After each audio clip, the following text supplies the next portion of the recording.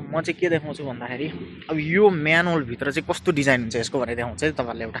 ल एउटा यहाँ चाहिँ ढालेर राखेको छ नि यिनीहरूले। यो चाहिँ हाम्रो के हो भन्दाखेरि ल म बाहिरबाट जान्छु। यो चाहिँ जिआरपी म्यानुअल है, कोरोजन पुरा रेसिस्टेन्ट छ। यो छ नि यो जो यो चाहिँ के हुन्छ भन्दाखेरि हाम्रो चाहिँ हाउस कनेक्सनबाट चाहिँ यहाँ आउँछ।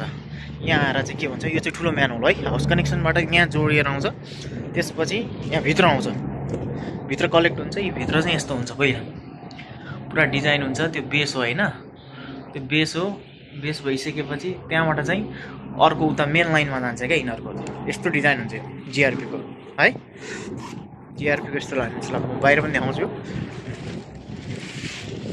यहाँबाट चाहिँ मेन लाइनमा जान्छ। बाहिर यस्तो डिजाइन छ यसको, यहाँबाट चाहिँ मेन लाइनमा जान्छ। बेस यस्तो हुन्छ।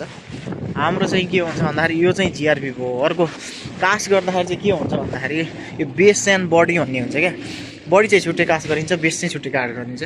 जुन त्यो बेस देख्नु भएको नि, त्यो एम टाइपको त्यो बेस छ, त्यो बेस चाहिँ यार्डमा कास्ट गरिन्छ। अनि त्यसलाई चाहिँ इन्स्टल गरिसकेपछि फेरि चाहिँ साइडमा चाहिँ बडी कास्ट गरिन्छ। यो बडी अब यहाँ चाहिँ केही गर्नु परेन, दुइटै एकैसाथ आइसकेको छ। लगेर एसेम्बल मात्र गर्नुपर्छ। यो हो चाहिँ हाम्रो जिआरपी म्यानुअल। यो म्यानुअल भयो। यो चाहिँ हाउस कनेक्सन। हाउस कनेक्सनमा पनि सेम त्यही हुन्छ होइन। माथिबाट आयो, पानी कलेक्ट गर्यो होइन, पानी भन्छु सिवेज कलेक्ट गर्यो। त्यहाँबाट योबाट कहाँ जान्छ, म्यानुअलमा जान्छ। म्यानुअलको कनेक्सन पाइप थ्रुबाट म्यानुअल जान्छ। यसरी चाहिँ यिनीहरू काम गर्छ होइन। पछि अब मिल्यो भने गल्लीको पनि देखाउँला। अहिले चाहिँ सिवेज नेटवर्कको पनि देखाउँछु।